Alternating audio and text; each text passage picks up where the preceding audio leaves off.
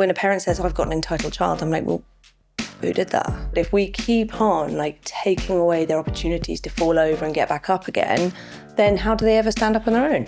Jessica McGawley is a psychological consultant and mediator and founder of Dallington, where she helps ultra-high net worth families and their children. I didn't have loads of money growing up, made a mess of my 20s. Everything I have today was born out of that. My son never needs to worry about those kind of things. And I really struggle with this idea of going, get into debt and mess up your life because that's good for you. Why would I want to do that to my child? All the families I work with, they'll say about the importance of financial literacy, but then they leave it to other people to teach them that. And I'm like, well, you should be talking about it also around a table like this in your home. I'd like you to start by explaining what it is you do for a living, if that's okay. Yeah. I'm a psychological consultant, a mediator, and the founder of Dallington. Dallington is a mentoring practice specifically for young adults from very affluent families. How'd you get into that? Yeah, it's a really fair question. And there aren't too many of us around, so it is quite niche. I sort of cut my teeth, as it were, in a family office advisory for 7 years. And they were advising very, very significant families of mass wealth on how to manage their succession, their governance, best investment practices, but also issues around like conflict within the family. So you're creating trust structures and constitutions. And what I kept on noticing was, well, this is all very well and good, but you start when they're about 30. And actually, that's really tough if you're just turning up to the table to meet your trustee for the first time when you're, full-blown adult and you don't have any of the language for it. That actually younger people should be given an appropriate sort of educational curriculum that helps them understand this world. So, how wealthy are these people you're talking about? So I have no sort of prescriptive, they have to be a certain level of wealth, but they do tend to be sort of between the 150 million up.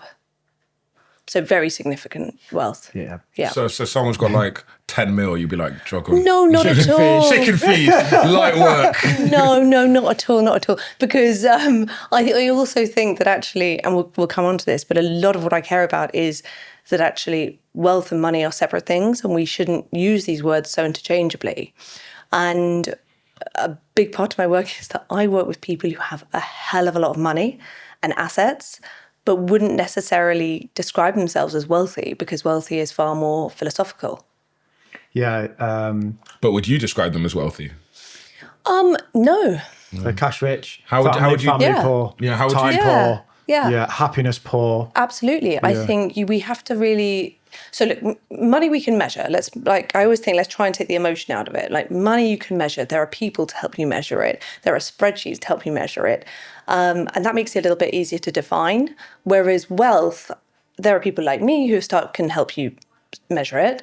But it really is up to the individual to think about what is real wealth to me? Because if I don't know what it is, then how will I know if I have it? How will I grow it? How will I protect it? And when people say things like, the classic one is, wealth is my health, it's my freedom, it's security, it's time with my kids. I'm like, you've said all of that. Do you have any of those things? Because most of the really, money wealthy, cash rich people I know don't necessarily have those things. So they know that's what they want, but they're not necessarily doing the things to make it happen. So the exercise I try and do with families is, what's your number? What's your number where you feel that you have enough money to be able to actually start saying no to things, saying no to that extra project or job or investment? Because even though it feels easy for you, what is the time, the stress, those costs that are going to actually impact you? And especially at, say, our end of the distribution, which is less than 150 million. A little bit. Just under, just scraping under. Yeah, just a touch. How relatable is it, the work that you do, to everyday people's struggles, do you think? Or do you think these people operate in a completely different universe? It's a really good question, because I think a lot of what I talk about with families and what we'll discuss today, I think every family can adopt, certainly when it comes to principles of parenting. But I also have a lot of empathy for the group that I work with that is rare. So if you think about that 150 million plus, and some of the families I've worked with are billionaires, they have absolutely a unique set of opportunities and resources, for sure. We shouldn't disregard that. At the same time, the kids, the ones who've been born into this, also have a unique set of challenges, because there isn't really a playbook for, like, how do you grow up with parents of such status that every room you walk into, people go, oh, it's T's, you know, that's their dad, their mum, you know, it sort of speaks before you. And I know that may sound like get your tiny violin out, but I see real shame in some of my young adults that I work with who, you know, their parents haven't worked this hard, so they can feel ashamed of it. They really need to engage with it and understand why, you know, what's coming up for them. Yeah, I saw the other day at Wimbledon, Abby Clancy and Peter Crouch's 14-year-old daughter was on the paper, and the headline was something like, what it must be like to be the child of two legends. And I was like, it's probably crippling in the sense of how am I meant to beat them? Yeah, exactly. I went to a party once with one of my friends who pretty wealthy guy, and everyone asked me who my dad was. And my dad wasn't on the scene. I grew up with just my mom in Birmingham. No one had ever asked me who my parents were. Yeah. And I realized, oh, that's the currency in this room of like, who's daddy? Yeah. What they're basically asking is, how did you get rich? Yeah, Because you didn't do it. Yeah. The only thing that matters is who your parent is. And I was finding it's a weird way to measure people up. It's a horrible way to measure people up. It just means that, like, you're worthless. Yeah. Yeah. And all your successes, everyone will go, well, yeah, because, you know, because of where they came from. You could cure cancer and people would be like, yeah, because your dad was a billionaire. Yeah. Yeah. And look, again, you take into consideration that absolutely they probably had a great education and doors were open for them. But at the same time, if we take away every, you know, success or their own challenges and disregard them, especially in like your teens, your formative years, when it's so much about like carving out your identity for yourself, isn't it? That's why I'm a really big fan of sport. Like, I really try and get all my young people into sport if they can, encourage them, because it's such a level playing field. Yeah. Like, once you're out on the pitch or the court or whatever, it doesn't really matter. Unless your dad's Ronaldo. And you're like, I'll go play tennis. Yeah, because it's such a woe is me thing, isn't it? But you know, the best elements of my life are the things that I've struggled for. Yeah. And the things I'm proudest about myself are like the mountains I've climbed. They get a lot of that taken away from them without any choice. You know, they can't choose to have nothing and strive. Well, this is, you know, one of the questions I was talking about before this is about the parenting piece. And have you guys heard of the Biosphere 2 experiment in Arizona? No. So they have this experiment where it's a bit like, you know, the one we have in Cornwall or Devon, the bubble with the rainforest in it. Exactly. Thing, yeah. So sort of their version of it, where they're trying to see what it would be like if we hadn't made such a mess of things, and what the soil would be like, and give, you know, and they're growing these trees, and the trees are growing pretty quickly, but then once they get to just before maturity, they all fall over. And the scientists are like, what's going on here? They're like, is there a disease? Is there a bug in here? And they realized there's no wind. So no resistance. And they'd forgotten to like implement the resistance, because actually a tree to grow strong needs like a backbone, basically. It needs that, like, they called it stress wood, and it needs to be able to stand up strong. And this is not just relevant to the families I work with, it's across the board increasingly with young people. But if we keep on like taking away their opportunities to fall over and get back up again, then how do they ever stand up on their own? Sometimes I just push my son over and just honestly, I do all the time. I just like push him over just so that he'll like, yeah, because he doesn't have any siblings, so I push him over so that he'll like, because obviously I had a brother and a sister. We always used to wrestle. Yeah, you're joking. So I just push him over, and he's like, and he gets up, and I'm like, good boy. Yeah, that's it. Just give him a bit of resilience. Oh, absolutely. So now when he falls over, he doesn't cry, he just gets up. Oh yeah. Not on the concrete or anything. I do it on the carpet. Yeah, just. Oh no. Give a little push over. One day he's going to be big enough to push you over. I know. And break your hip. The way he's growing, like I'm a bit worried. One day it's like my turn, Dad. Yeah. I've been storing them. Yeah. Okay, so you know, my tendency as a parent, I didn't have loads of money growing up, made a mess of my 20s, miserable. Everything I have today was born out of that, and I'm successful enough now to. My son never needs to worry about those kind of things. And I really struggle with this idea of get into debt and mess up your life because that's good for you, because that was a miserable lived experience for me through that period. And why would I want to do that to my child? Yeah. it's really hard to, you're both dads, aren't you? Yeah. So it's what you're weighing up this thing of, okay, what were the challenges I went through as a kid that I see the real benefit of now, that actually I really want my child to go through. And then for most parents, there's also, what were the big or small t trauma, is the sort of psychological phrase, which are the things I really want to shield them from that I hope they never have to experience. And you have to be really realistic about that. And some things are totally out of your control. But things like the debt stuff. So, for example, blowing your budget. Every child should have a budget at a certain point in their teen years, and hopefully they should blow it. Like if you give a teenager a budget and they haven't blown it, what are they doing? They need to be expressing themselves and like pushing the boundaries. That's what it's all about. Same with something like a phone bill, for example. They all go over their phone bill at some point. But if you go, it's fine, I'll cover it, I'll sort it out, they learn nothing. So it's about, you can actually start teaching them the consequences, like earlier on.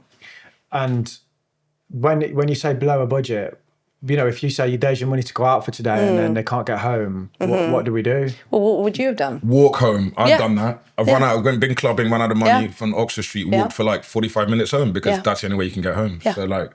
Yeah, but you didn't have a mobile phone then, you couldn't call your mum. Yeah, that's a good point. You said, you couldn't go Come walk get me. it. Yeah, walk But then it. you've got to have an agreement with your partner, if the listeners here have partners, that about where do you stand on that together. And a big part of the work is also helping parents with their tolerance to know. So the average parent is, including myself, I don't know about you guys, I'm definitely more helicopter than my parents were. My parents were like, off you go, you're fine, love. Whereas the average millennial, which I am parent, is far more involved in their child's life than. Well, we're tracking our kids through phones and things like this. Yeah, but we're also like more available. Like I feel like more pleasant, like especially dads. Yeah, we're better and we're worse in ways. Yes, exactly. So that's it. Yeah, go on your tablet for 4 hours. I'll be in the next room. Like, not ideal. But then, like you said, I have lots of fun with my son. We do lots of things. We do things every weekend that I would have said were like birthday treats only. Like the experiences he does, so true. water sports and the things he can do. I want to learn drums. Okay, let's do that. For me, it was like, no, too expensive. Yeah. So I think we are better parents in that sense. Like even this morning before I was on the way to the podcast, my son's like, Dada, bubbles, and he like got you blow the bubbles. Son's like, I'm running late, but go on then. And blew some bubbles. I was only 7 minutes late. No, you're today. a great dad, mate. But yeah, I don't mind you being late for bubbles. being a good Whereas dad. I can't say that my dad had time to blow bubbles with me before he went to work. So no, but that's the thing. Like, but he took me on holidays, but it's just like it's more like different type of time. Call it like I've got time off, we can go on holiday. Whereas now I'm like every day I'm with my son, so it's kind of different. I think the thing that generally millennial parents are really good at is rupture repair, and in the way that our parents' generation weren't so much. So what I mean by that is if we mess up and we say the wrong thing or we shout at them because we're stressed, most millennial parents I know will apologise and say, that wasn't you, or get down to their level and be like physically, I'm sorry, my love, had a bad day, but that's not your fault. Our parents' generations do that. I tell off my son, I'm like, Dad, I still loves you, even though he was naughty. But my dad, I don't think my dad's ever said sorry to me for anything. No. I don't think he knows how to apologise, to be honest. I think it's a generational thing. 100%. And so I think our generation is better at that. It also makes you tougher, I feel. So I'm like, am I making my son too soft with all this like cuddles I give him and stuff? So it's kind of like, there's a very fine line of like, am I over coddling my kid or am I being too stern? So it's kind of... But when it comes to like the treats and the money aspect of like you say these experiences, you remember how you felt as a child with your parents. You don't remember. We might remember I remember the Doc Martens I got, or the Sylvanian family, of those weird little little furry things, little rabbits, mini rabbit things. I remember a couple of experiences of being like, this is awesome. But on the whole, that's not it. It's the memory of the time. Yeah. And I was trying to say it to parents because what, financially wealthy parents do a lot of is gift. And that's partly to offset some of the guilt of maybe not being around so much. They also, one of the things I think is really important is if your child, or teenager, 20-something, is going through something, be that emotional, education, work, whatever, just because you can pick up the phone and call the best expert in the world to come in and consult with them immediately, myself included, doesn't mean you should. You know, that sometimes all they want is like a shoulder to shoulder walk in the car. They're the best conversations, by the way, when you get to teenage years, like not face on. You're like, yeah, you want to be backseat. Yeah, just chatting. Or I've heard parents say like at a match or something. So it doesn't feel so intense, but you're like next to each other. That really counts for something. Not saying, oh, I know the best person for this. I'm going to get you the best personal trainer on the planet, you know. Last time we recorded, Tremaine, you were having some real dramas with your accountant. So how's that been going, mate? They're sacked. So drama sorted. They're a big corporate firm. They didn't really reply to my emails very quickly, like took a week or two at times. And they charged me way too much. I mean, I've got pretty simple taxes and they were charging me thousands. They saved me some money, but I had to move on. Slow and expensive. Pretty much, yeah. This is one of the reasons that we're really happy to be partnering with Taxzap. It's a tech platform that makes self-assessment simple. Whether you're self-employed like me, a freelancer, or a director like Damo, big dog. Instead of sending endless emails, bills and spreadsheets to your accountant, you just connect your bank, answer a few questions that are only relevant to you, and your tax return can be ready in as little as 15 minutes. Taxzap is really easy to use and it's HMRC recognized software. So it's safe, secure, and legit. The price is also decent. So if you're self-employed with one income stream, it's just £89 as a one-off fee. No big accountancy fees. And we also have a discount code, of course. If you need to file a self-assessment this year, give Taxzap a try. We've left a link in the description and use the code MONEY10 for 10% off your first tax filing. So what are you finding then that your clients, billionaires, this is a big struggle for, I mean, are there billionaires out there that have got it figured out and that are happy? Are you Absolutely. only seeing the worst of the situation? There are some, I always think it's really important. Like we all know people with a lot of money and big houses who are unhappy. And we know people with not so much who are really fulfilled. And then we know people who are really struggling without money. And those who've got a lot of money who are really blissfully like nailing it. So I absolutely see that. The ones who do seem to be the happiest at that top end of financial income, they really have like the basics down. So they can communicate, they can deal with conflict. They've most likely done some of their own inner work, however you want to look at that, be that therapeutic or family work.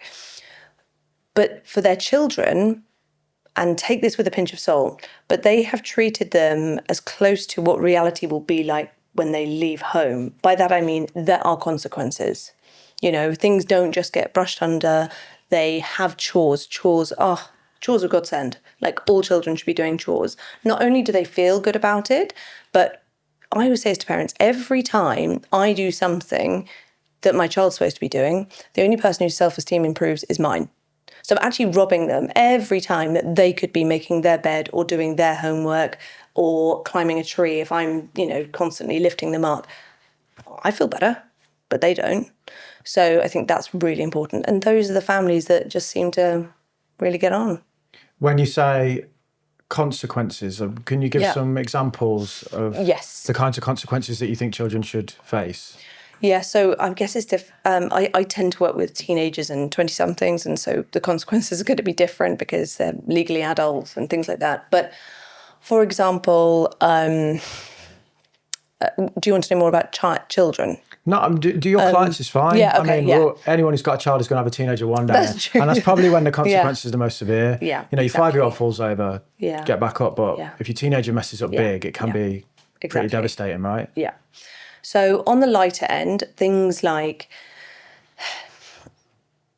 it's completely normal for you to have a look over their UCAS application or their job application. Like any parent is going to do that. Do not do it for them. Otherwise, it's your place at the uni, not theirs. Do not cover all of that for them. If they don't get in, do not pick up the phone and make something happen for them because it really robs them of any pride and self-esteem. When it comes to more things like consequences, there's the money aspect, which is things like blowing the budget, making, for example, one of my mentees last year was given a very nice budget for his first term at university. He blew the whole thing in the first week. We all know people who did that, or maybe did it ourselves. Yeah. His mum. I did that. Like pretty much everyone in this room. His mum was brilliant about it. The way that she communicated was amazing. She was like, "Oh, my love, I'm sorry. That is rough. but you're going to have to figure it out. So you're either going to have to live on beans or you're going to have to get a part-time job, but I'm not going to bail you. And in January, you'll get your next installment and hopefully you'll learn better that time. But yeah, I feel for you that this is going to be tough. Amazing. So she wasn't, aggressive with him. She didn't make him feel scared, but she was like, this is the consequence of your actions. We're setting them up for, the best way to describe that is entitlement. Entitlement being, I expect other people to either give me or sort out my problems or give me what I want, what I need. And really, when a parent says, I've got an entitled child, I'm like, well, who did that? That typically a young person doesn't entitle themselves. Why do they think it's okay to just demand to get? Now, I should add, most of the people I've worked with are the opposite of that. They are so humble and lovely and so embarrassed, and they would not ever dream of acting that way, but it does happen. How would you go about fixing an entitled child then? The parent. Okay. It's 100% the parent. And it's about what stage they're at. So if you've got an entitled 5-year-old, that's much easier to deal with than an entitled 25-year-old, because some things have really got... Can you change them when they're that late? Yeah, you absolutely can, but it's much harder. And it really, the relationship will take a hit for a period of time. But I always say to parents, first of all, you need to take responsibility. You need to say to your child, whatever age, you know what, I'm really sorry. I need to take responsibility here. I have let things slide for way too long. I have thrown in safety nets far too many times. It's not helping you. It's not helping me. And things are going to change and it's not going to feel easy. I'm just warning you. I think that's definitely a balance. Definitely don't have 150 mil, but my parents were fairly well off when I was growing up. Now my brother and sister bled all their money, but yeah, they're doing all right. They're just sucking it out, mate. My sister loves to spend the money, yeah. But anyway, I went. You're not bitter about that at all. No, not at all. I'm the firstborn always gets they always get the most discipline, the least money, but I'm the favorite anyway. I know. Anyway. Not entitled. No, it's the coolest. I was in boarding school. I went to boarding school. I got suspended and my dad was like, do you know how much I'm spending on your school fees? He sent me to military school for the whole summer in Nigeria on an island. So I couldn't even escape. I couldn't swim off the island or anything. Yeah. And it kind of changed my perception. He's like, look, I'm paying on your school fees. You're getting in trouble at school. And then look at what you could be living in Nigeria with all these poor people on an island, have it really hard, bitten by mosquitoes, no air conditioning, all that stuff. So that kind of opened my eyes. I'm like, okay, I'm very, very lucky. I'm very good. I should probably stop messing around in school so much. So do you have clients who their parents... I feel like it all comes from the parents. And if you start the right habits when they're young, they always do work experience, know the value of money. You're not getting money, it's my money, it's not your money. You can very easily kind of put the right boundaries or guidance in for your kids. Oh, definitely. And also, it sounds like actually that was a really positive experience for you. I didn't think so at the time. No, but upon reflection, you can see. I just wanted to be in London partying with everyone in the summer. But I definitely learned something from it. It turned the dial for you a bit somewhere, so it did something.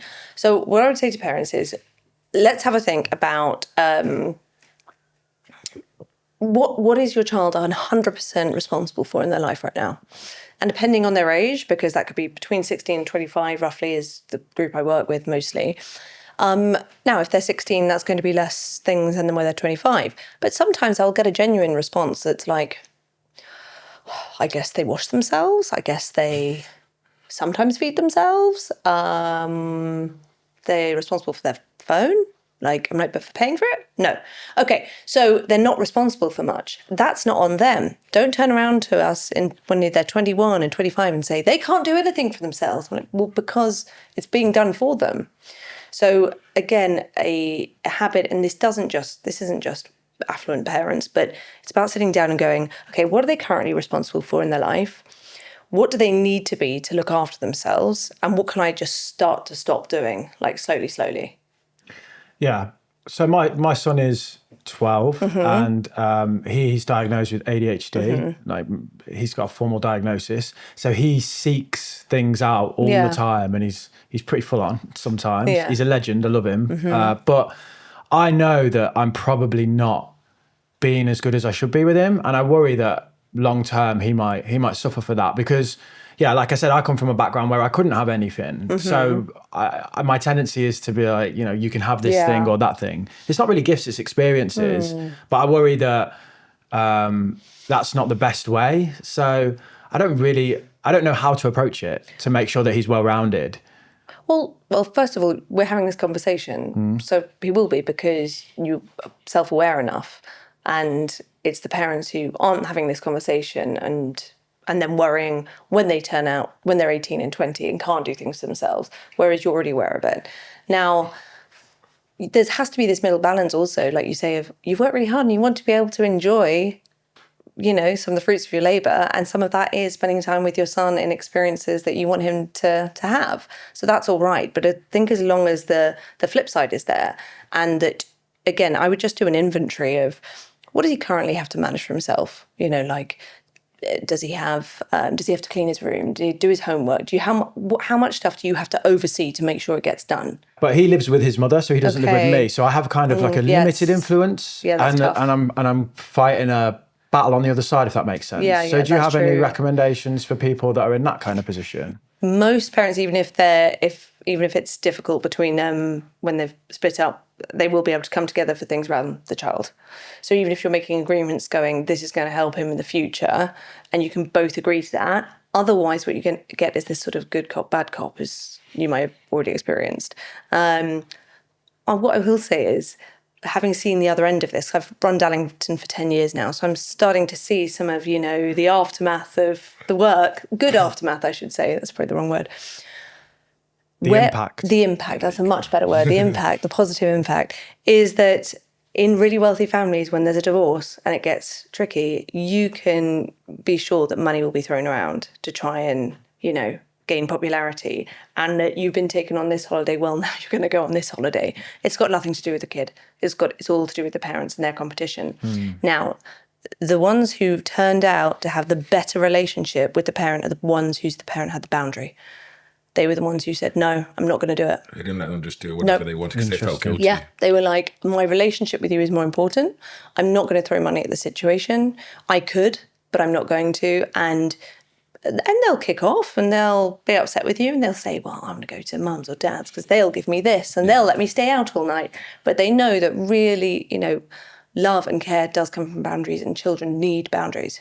Do they appreciate that though? Or does Not at the time. So it's like, it's definitely like delayed gratitude. It's absolutely like delayed gratitude, 100%. And it's hard because I think as parents, like, you want your child to like you. Of course you do. And it's almost like you want them to think you're a legend. And they go from a point of your child's age where they see you as like God. Yeah. So they start to pull more away. than you do. They start to slip away. They slip through your fingers, and so scared, they go to their friends. I'm so scared about that day when he's just like, I don't need you. I mean, I'm not quite there yet, but I can see. For me, it's that balance of you shouldn't be their friend. You should be their parent, and that's a really hard thing to kind of do, especially when it's a split situation or you feel that there's a counteracting force pulling the other way. It's really tough, really, really tough. But you have to decide what your principles are in your household. And I always think it's, look, childhood, teenage years, early 20s, it's up and down. It's so all over the shop. If you can create a space, an environment in your home, you can't control the other home. You can't. But in your home, that they know, whenever I go to dad's, this is what I'm going to expect. This is the kind of person, these kind of meals, we're going to sit down at a table. These are his rules. There's so much safety in that. And so I just stick with it, and it does, you will reap the rewards for it. Okay, T, talk to me about your attitudes towards risk. I mean, I like a bit of risk in my investments, but I definitely would say since the podcast, I've toned it down a little bit, not quite as gung-ho and like carefree as I was in risk. So yeah, shooting from the hip all the time, weren't you? Yeah. I think personally that you should take risks, but it should always be in areas where you have a unique skill set, an edge, expertise, like your job, things like this. Definitely. One area that I wouldn't take any risks is compliance. Yeah, the risk changes as you grow in business, and you need to be on top of it, which is why we partner with Vanta. Vanta automates a lot of risk processes and helps you see your risks in a centralized platform so you know what really needs your attention. Besides risk, the main thing Vanta does is automate compliance with security protocols you need to scale, like GDPR, HIPAA, ISO 27001, and SOC 2. The beauty of Vanta is they make it easy to prove you're compliant with these standards, saving you up to 90% of the time it takes. And on average, $500,000. If you know what these acronyms like SOC 2 are, you probably need Vanta. You can book in a demo at vanta.com/making money. There's a link in the description. You know, they say like children's habits are formed, money habits are formed, keep hearing, around the age of 7. Would you agree with that? Yeah. Do you think that there's a problem with being too financially open with your children? Because I mean, obviously I've got friends like, oh, we can't afford that, or oh, that costs a lot of money. Then the kid, like a year later, will be saying, oh, I can't afford that, or we don't have very much money in our house. But at the same time, can you say, oh, we've made loads of money, daddy just did a big deal. Yeah. And then, so how transparent should you be with your kids, especially when they're under 18 or under 16? I think what's tough for our generation in comparison to our parents is cashless society, is that we're bringing them up in. And when you're young, as you're sure your children, you see, they want to touch everything. Oh, yeah, you're clean glass, they want to touch everything. And actually it's really good because you create a relationship with something, or you get a feeling about something, but they don't carry cash. They don't know what the difference between notes and coins is, and they just see us beeping things. And so as pointless as this may sound, I've reintroduced, so my child's 6.5, nearly 7, my eldest, and he's got a wallet and cash, and he is going to learn what it feels like to go to the shop, exchange money, give that much, why have I got that much back? Also look after it, because you know what, if you put a tenner in your jeans and you put it in the wash, well, I think it probably survives, but you know, it's important to like look after your money, whereas if it's all in the cloud, I mean, so I think having an actual tangible relationship with money at a young age is quite good. Yeah, because otherwise there's a disassociation between if it's real or not. My son said to me before, I've got no money. He was like, well, just use your phone. Yeah. Because he doesn't understand that the phone is the same thing. Yeah, it's connected to the bank account. Mm-hmm. But again, he loses everything. So you give him a wallet with a tenner in it, he'd probably lose it. But that's okay, he probably because needs that to happen. He needs that to happen. He needs to be upset that there was something he wanted to buy and now he can't. And you're going to really struggle in that moment because you're going to want to go, oh, I'll just give it to you. Don't, you can't.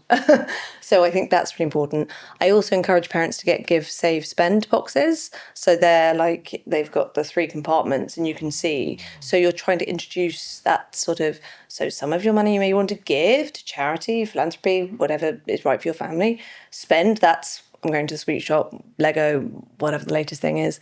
And then save. And then you can start to see how they divide their money. So I remember my son giving him his weekly allowance after he'd done all of his chores and etc. And but he'd been in trouble that day because he'd done something naughty. And he was like, I should put all my money in the give box, because he was like, I feel bad. Oh. I was like, interesting, isn't it? Like how he's related to that. My son loves his piggy bank, but that's a great idea. Yeah. Well, he's too young to know what the difference is, but he loves the piggy bank, so that's a great idea. Different compartments. My son's got a little brokerage account that he invests through. Nice. And I show him the returns. Love it. What I don't want him to do is hit 18, get a junior ISA and just blow it all. Yeah. So I want him to understand the benefits of compounding, and I think... You know, he didn't get it at first, but now he sees over the last 3-4 years, it's gone up like 40%, and he's like, wow. I know he understands that the function of it. Yeah. It's just buying a global index, but I just try and loop him into it. Yeah. My partner currently, he's like, you're too open with them about money in terms of, I'll say anything, you know. How much money did you earn last week? And I'll tell them, and then they go tell their schoolmates. Tell their teacher. I don't need to. My dad made this last week. No, but I mean, I don't know. I don't want them to grow up and think that money's a shameful thing. Okay, so I would say the same thing about money, sex, death. They're the 3 sort of, how do we broach this? When do we talk about it? You know, most of us are either, you know, in the same bracket with all those things about how comfortable we feel with them. And so I would think the same thing. So how do I feel about talking about, you know, bodies and sex and all those things? If your child's got questions, how comfortable do I feel? Do I just go and talk to your mum about that? Or do I feel able to answer it? It's the same with money, you know.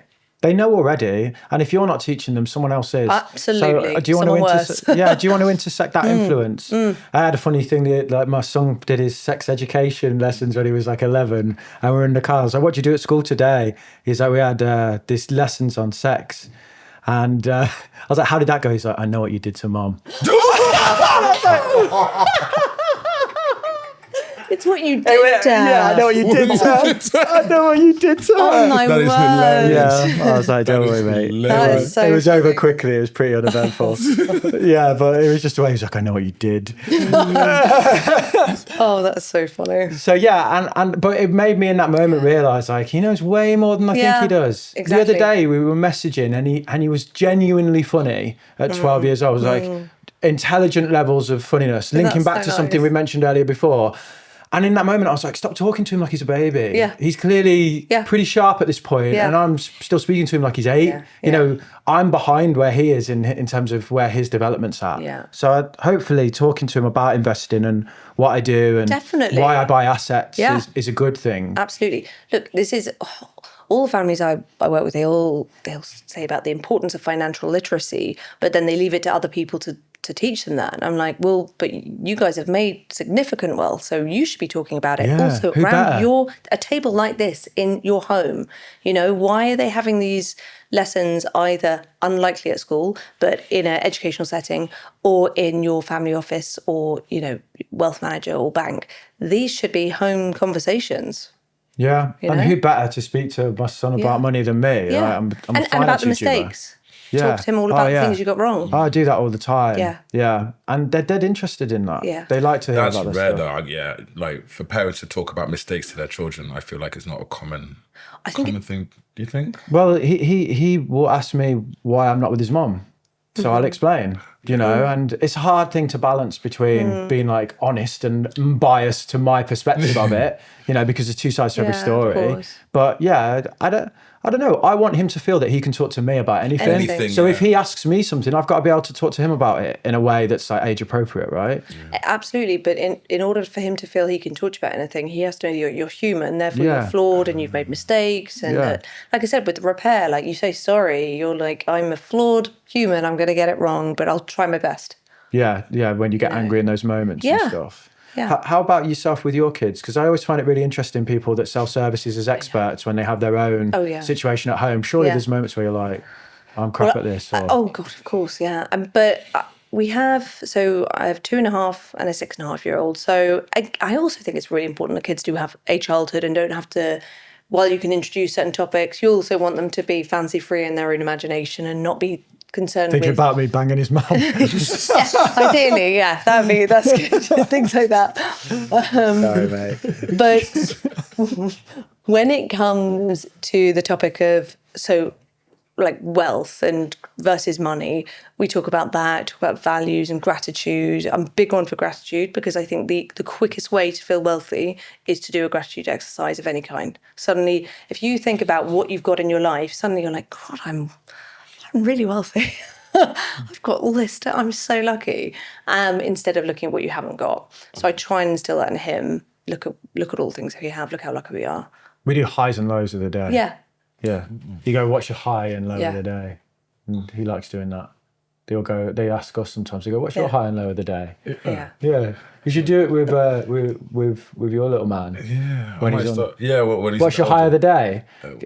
Because if I do already. I'm like, what did you do today? What did you have fun with your job? But yeah, high and low is quite interesting. Because it's, you know, on face value, I have a dream job, but you can often get wrapped up in the moment of just the scramble of work and the pressure and the desire to build. I've become so much happier by labeling things and going, I'm really happy about this. Like sitting on a train, doing work, traveling down to London to film a podcast is an amazing privilege. Yeah. I could easily go, well, this is such a blag.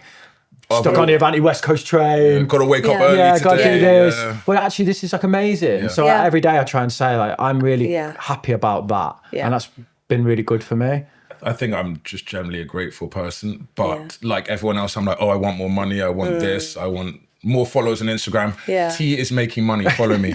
I always want more. But like when I injured my knee for like 2 months ago, I realized I'm like, okay, I make all this money in crypto. I can do really well on the podcast, but like, I really just want to be able to play basketball. Yeah. And something that I took for granted, being able to run. Yeah. Like once my knee was injured, I'm like, wow, like all the things I've got going on, like the only thing I want is my leg to be Yeah. fixed. So like you take running or walking or going to Yeah. the park for granted because you just think I can walk. But if Yeah. you get a car crash or you injure yourself, you realize, oh wow, I was taking that for granted. So you see, I really love playing basketball. I miss it. So Yeah. things you just do every day. Taking my son to the park, I couldn't do that for like a month because of my knees. So yeah, there's a lot of things you don't realize you should be grateful for. And they're all the things you've both just described are things that anyone can do and anyone can have. Exactly. And that's why I really do think the term wealth is for everyone, and everyone can feel wealthy if they're willing to define what it is for them and then stick with it and be like, well, if to me, time with my kids or freedom or my health is number one, then you prioritize it. Yeah, a big worry for me about a potential regret is that when I had my son, I was like, okay, now I need to get wealthy so that I can give him a better life. And that's become an obsession. And now I'm essentially there. And then I think, oh no, I should have just spent more time with him. I spent a lot of time with my son, but do you know what I mean? It's like, it's almost your motivations are in a good place, but they end up, I don't know if that's the male of the house is like that as well. If that's a male condition to be like, I'll provide and I'll go and do this thing or. Yeah, I think that's fair to say. That exists, but there's also, you sound like you're also, it's a response to maybe your upbringing. Yeah. I don't know. Because, you won't have necessarily heard your dad talk like that. My dad wasn't on the scene. Okay, so that's understandable that you wanted to make this life for your son. And what I would say now, though, is, are you still on that rat race? And if so, why? And remember that question, like, at what cost? Yeah. What's your number every year that you need to be able to, when I say switch off, I mean really, really switch off and be there, because actually it's too easy now. Now that you've got a following, now that you're, it's going well, the stuff that you wanted for years to, that you chased for is coming to you, I'm sure. So it's hard to say no to it. It is. And there's like a sense of like purpose beyond me, like a sense of responsibility to people of the UK to help them so that they can have a better relationship with for their kids or life for their kids. It's kind of, it feels bigger than me in terms of I should pick this up and run with it and help as many people as I can. But then at the same time, I worry that one day I'll turn around and go, the one person that really mattered, I didn't help as much as I should have. You know what I mean? Yeah, of course. I want to be a good dad, but I want to be a good citizen to the UK. And also I have my own ambitions. I want to push it and see how far I can go. Yeah. I don't want to be one of these people that just gives up their life for their kid. But there are two things I want to say to what you said. One, which is all parents, and definitely all successful parents that I've worked with say this. They all say, I'm doing it for you. And I'm like, and I've said that before, let's not kid ourselves. Like, if you're doing this, you're doing your dream job. You've created, you're not working for somebody else. You are, like you say, you feel like you're responsible for a bigger purpose, but you love what you do. Therefore, whilst you are doing it on some level for your child, you're also doing it for yourself. That's fine. But we shouldn't put that on our kids. Like, I'm doing all this for you, because we are doing it for ourselves. They didn't ask us to do it. No, they didn't. Yeah. And that's fine. But I think we should own that. The other thing is just having tech-free, and it can be realistic. It can be like 3 days, but tech-free time away from your home environment, and it can be camping or it can be in another country or whatever, is amazing. And you can start young, really young with your child. You know what? They love trains and buses and they love all that stuff. So much. And if you're not on your phone, suddenly they are less frustrating, because you are able to be like in the mode, and get with it, and they love it. Are your clients first generation, the parents, are they first generation rich typically, or are they like family, like old money? Yeah, typically most of my families are the parents are first gen, kids are second, but we do have a few who are third or fourth. Okay. And things do change. Do you notice a difference between the two in terms of the attitudes around money and management down the generations? Definitely. So I think an important thing to note is culture, because the first generation will have typically come from, like you've explained it in terms of your family. Typically, again, I'm being very general here, but first generation mass wealth, the matriarch or patriarch, the person who's created that wealth, most likely didn't come from much wealth themselves. More likely working class background, maybe a single parent household. They struggled. They did have what we might call blue-collar jobs, like actual hands-on jobs from a young age. They knew the value of money because they were holding it. They had to go and get some of the groceries themselves. Then they made it. And then they bring up their children in a middle class or upper middle class environment with private school, with holidays, with internships, and basically the complete opposite that they grew up with. And it's cultural. They're two different cultures. As the generations get bigger, the tree, imagine the family tree, it gets bigger because there are more children, there are more marriages, everything just gets more complicated. In some ways it's wonderful, but then you start to need more advisors. You need people managing your money, you need them managing your estate, you need lawyers, you need people managing your tax, all of that stuff. So suddenly you have this sort of like ecosystem of people around you. And what's good is that over the years, if you've got a lot of money, you know the best in breed places to get that advice, technically. You don't necessarily know where to get it emotionally, because as it gets more complicated, you do also need people to have like the difficult conversations, which is, for example, if you're brothers and you're fourth generation and only one of you wants to join the family business and the other one doesn't, how does that work? How does that work financially? In terms of legacy. And it's not that you don't care and you do, it's just that you have a different skill set or passion. You want to be in science and you want to be in finance, or, you know? So these sorts of conversations need to happen earlier, and not when there's a problem, not when the money's being divided or there's a death. Yeah. You know? I was watching this fascinating documentary the other day. It was like, where's all the Vanderbilt money gone? And it was one of those kind of Rockefeller families. And there's not a single one of them that is a millionaire, even though 2 to 3 generations ago, they were the richest family ever. Yeah. And it's because they spent it all on property, and then it just goes down the family tree till it's diluted to the point where there's nothing left. Well, I would argue what happened was that they focused all of their investments and their effort and their care on the technical and none on the people. And let's be honest, at the end of every transaction is a person, and the people are the ones who are going to make some mistakes. So we need, everyone talks about the great wealth transfer. The inheritance down from the boomers. Exactly. My biggest message on this is, don't just focus on the technical.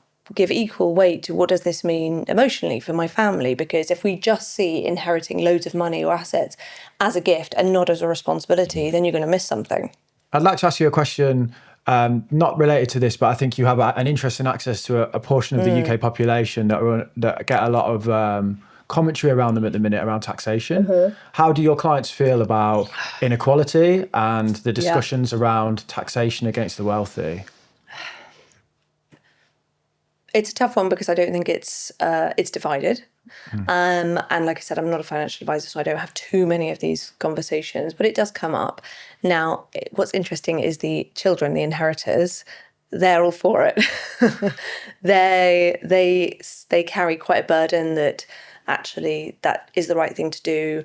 They are heavily involved in changing the investments to being all ESG. They really care about the companies and the boards, and they will look up who are on the boards of these companies and what their philanthropic endeavours are and how much they actually care, and is this just greenwashing? And they really care, which is amazing to see. But it's the parents who I think probably find it a bit tougher to swallow. Well, they've paid the tax on the way up. Yep. They've taken the risk, and they probably think, I've paid my share, right? Because, regardless of percentages, the bill they've paid would have been a big bill. Very. So if someone's worth 150 million net, they'll have paid 150 million potentially on the other way. So they might say, whereas the child hasn't been through that process. Exactly. So they probably just see a big number and go, well, we can get rid of some of that. Oh, it's fine. My son's very happy to spend my money. Absolutely, we can afford this. Are you seeing migration of clients abroad? This whole they're all leaving the country thing. Interestingly, I'm hearing a lot about that, maybe slightly under my remit. So high net worth, money, not ultra high net worth. Ultra high net worth, don't get me wrong, of course it impacts them, but at that point you're in a sort of a different league. But high net worth, yes, a lot of people going to Dubai, Abu Dhabi, and some parts of Europe, but for sure. I guess you get to a certain amount of money where money doesn't matter. So it's like, I like the school, I like the local.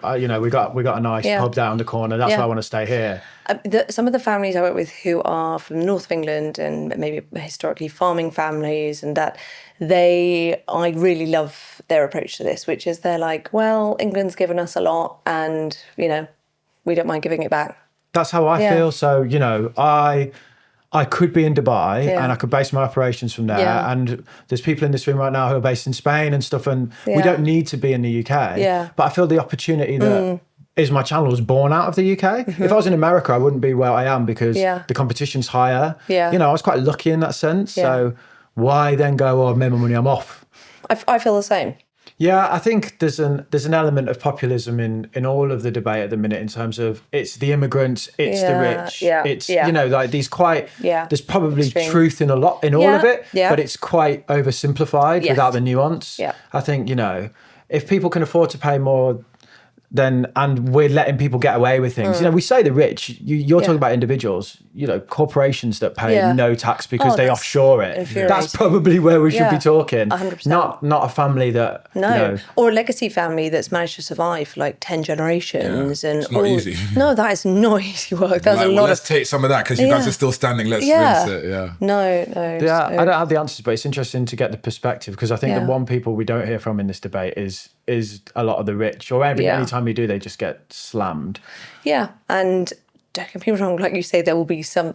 Have I had a very wealthy person speak really badly to me and talk down to me? Absolutely. Have I also had a client who's a billionaire come in and offer me a cup of tea? And, you know, I thought they were the person who was the assistant because they were so lovely and accommodating, but they were the client, you know? Yeah. I mean, you obviously had this experience with the high net worth and stuff. What do you think are some lessons that normal people can take into their parenting that aren't from loads of money that are really impactful? Okay, so number one is that safety net one that we all do, especially millennial parents. We are really good at, there's a problem, we want to fix it, we want to be there.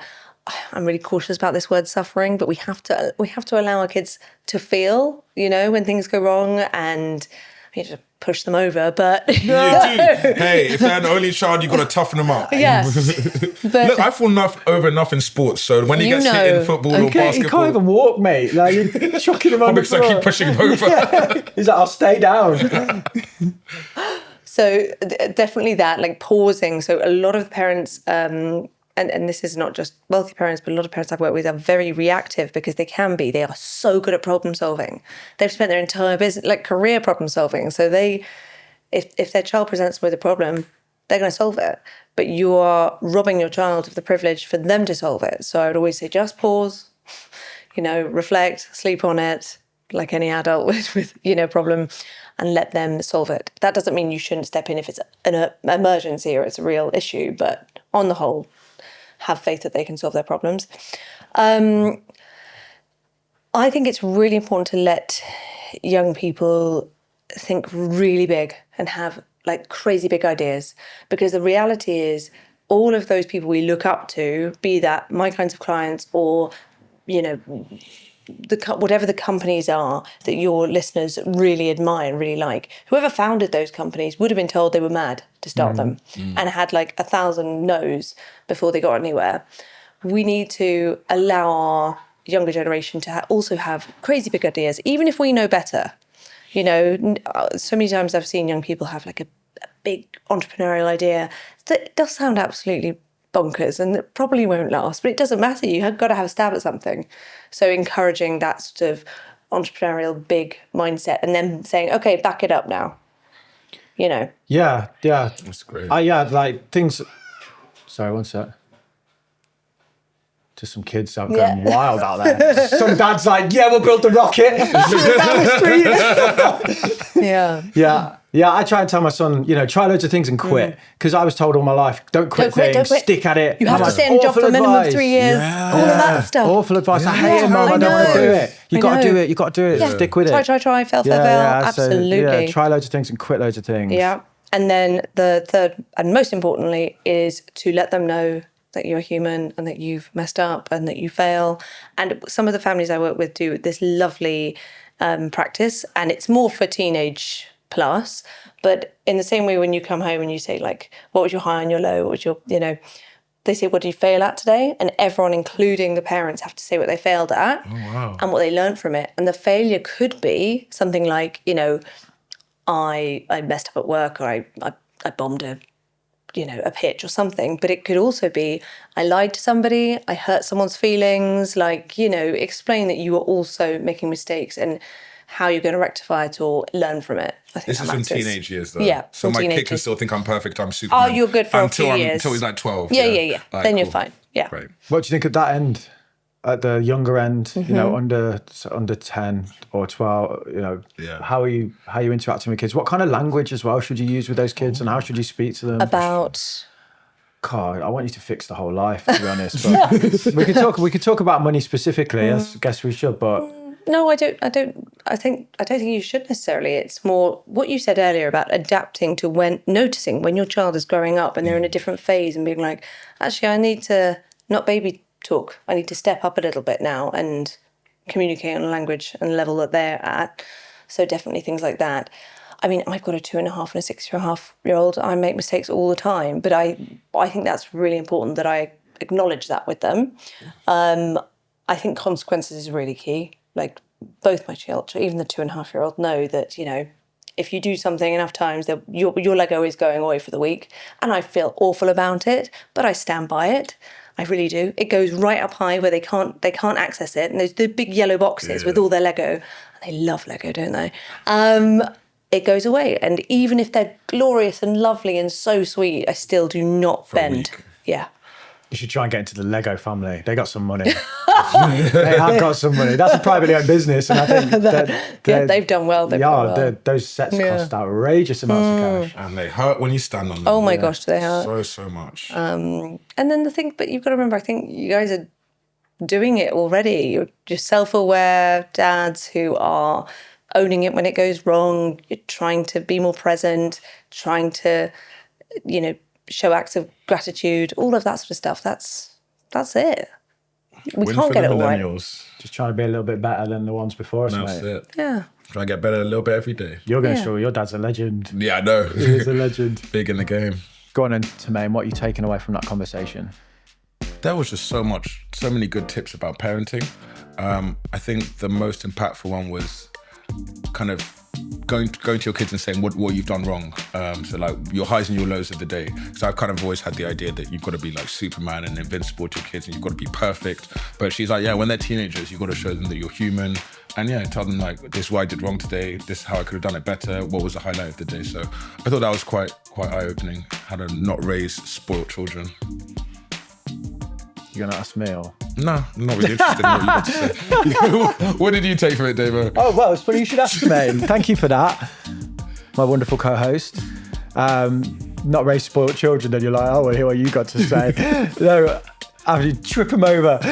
No, I took away the fact that, there's that conflict in my life of I want to instill boundaries with my son, but then I worry about the fact that, from him liking me, and actually to hear her say the impact over 10 years that she's seen is that the children who had the boundaries, they have a better relationship with that parent. That was validating for me to hear. That was good to hear.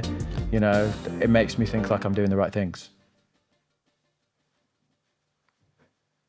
Can't believe you shove him over, mate. It's outrageous behaviour. Resilience, mate. Adversity. The other day, there was that one where we did the conversation with the lady about relationships, and you said, talked about losing loads of money in the relationship, and I was like, it sounds like your partner's been through a harder time than you've been with you. You're like, you've got to like test them. You got to put them through it, mate. Battle test them. Make sure that your partner's resilient. Yeah, for the good I was times watching it back, and our guest was like mate, it's true, mate. Shaking her head at you. If you want a good marriage, you got to make sure you could go through the good times for the better or for worse. You just got to emphasize on the worst. Yeah, you're the worst. And the good times will come down the line, don't worry. Yeah. Next time. I know there's going to be good times. That's a tune. There is.